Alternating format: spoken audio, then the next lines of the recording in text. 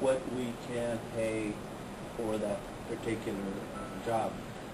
As Sam indicated earlier, you have to have categories that fit in. So we did find a category in the economic management. That's right. I found a category range 354 step C, and that would be at $35.14 per hour as an extra help employee, no benefits included in that. And basically, what we did was it's a title of Manager of Community and Economic Development, but it fit because we had that title in there, and it worked out to the $35.14 per hour. And so that was the research that I done. I prepared the paperwork for that, and we're moving forward from there with your approval. Yeah, we had asked you to begin on last Thursday. We go to that. So she has been on board since 14th, and matter of fact, we're processing payroll up to today, and also included in that was the expenses. So the expenses that we would cover would be what the county paid. So it would be the air flights, lodging, and the per diem, so to speak, for that. And we figured out for 48 hours.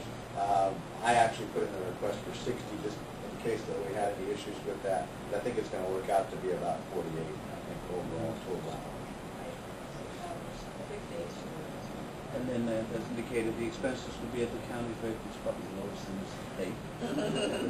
It's tough to get to, but so it's just expenses, your air flight, your mileage, and your hotel and your per diem. I think what we're asking NIDA to do is reimburse the county for those expenses, right. And she did come down for the audit, and I'm assuming that she was very helpful. Very helpful. So this is already taking place? We thought it was. Yes. So we're going for approval after the fact? That's right. That's correct. We didn't have the time to really. Well, I think, you have to be kind of the chief of the foresight to go ahead and do that, because, I mean, as you said, her health was invaluable, especially since you just came on board, you didn't know where everything was, and so. And it was in addition to the audit, it was also training for you. It was training for me. That was an added benefit. You need a motion to cover those costs. Yes, sir. Okay, you want to make a motion? I'll make the motion that we cover the cost county has incurred.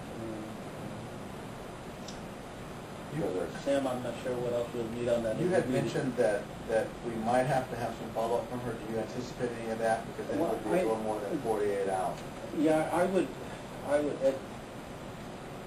would expect that there was a couple of other things that perhaps from the initial findings, your exit interview from the folks, they may have said, and I wasn't privy to, and I apologize for being late, privy to the report, but there may have been some immediate stuff that was asked to be done. So I wanted those things covered.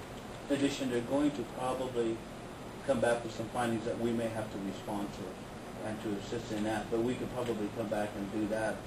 Because it may not be for about a month or 2 months. Right. But for the immediate, they may have asked us to do some stuff. They didn't, not an exit, but they're going to have a report in about 2 weeks. Okay. We'll have some immediate. I believe that we should approve 60 hours. Okay. Then I will not to exceed 60 hours, and then I will come back and whatever she's worked, we'll pay the 48 immediately. We'll withhold the other, but at least we have the approval. That way I can go ahead and do that without doing all this paperwork again. Okay, so personnel 60 hours is 60 part of your hours. motion. Yes. Okay, there was a second. Yeah. Okay, you Terry, second that, Terry? I'm just clarifying the motion, Jerry.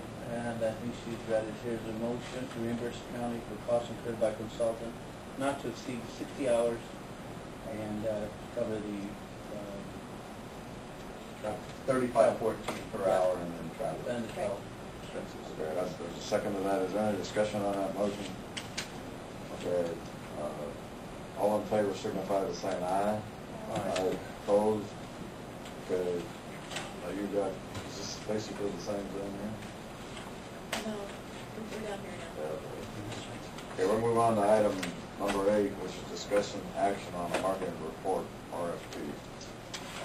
As you recall, you were at our last meeting, Jerry had brought up we had some extra money in our budget, and that he was recommending that we might want to get a marketing report.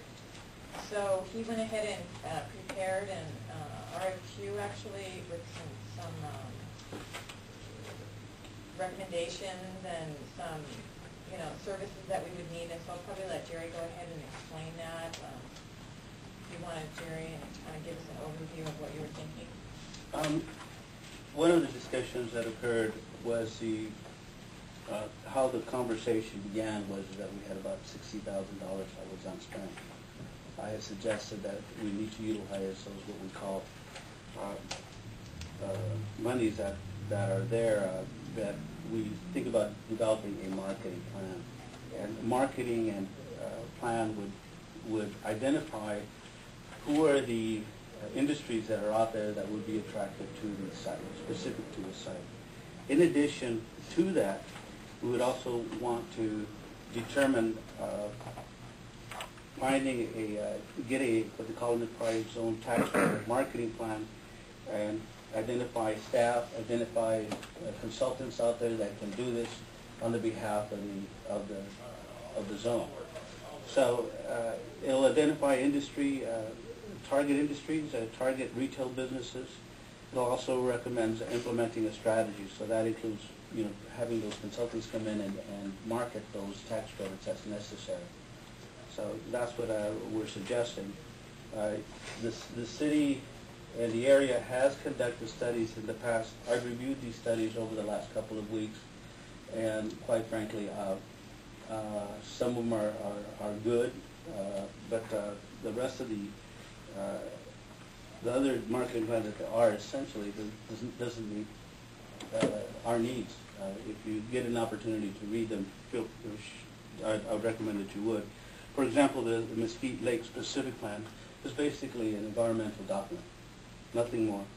The Eco Park Impact Labor Force Analysis is a report of what's out there, what can be out there. The Imperial County Business Retention Plan, all that is identifies those businesses that are out in the unincorporated area, like your business out here in the west side of town, that you have the car lots, the car wrecking places. How do you expand those businesses? Polished sugar. So it only identifies those places and making sure that you contact those businesses. It doesn't talk about recruiting new businesses. It just talks about expanding and making sure that they stay here. That's all that business plan does. What this plan would do is essentially identify where's your market at. What is it that you need to sell? So what it would do is interview a lot of folks throughout the area and try to find out what this area's niche is at. And we're hoping that could be accomplished by what I call the windfall. You have a little bit of a windfall down there, some monies. You should probably try to utilize this as part of the strategy for having this zone be successful. It's a how-to cookbook on how to market, where your market's at. Because some of the markets, if you're thinking about advertising in a Wall Street or advertising in the LA Times or advertising someplace, people won't know. You have to know who's looking for you. You have to market those places. And this is what this study will essentially do for you.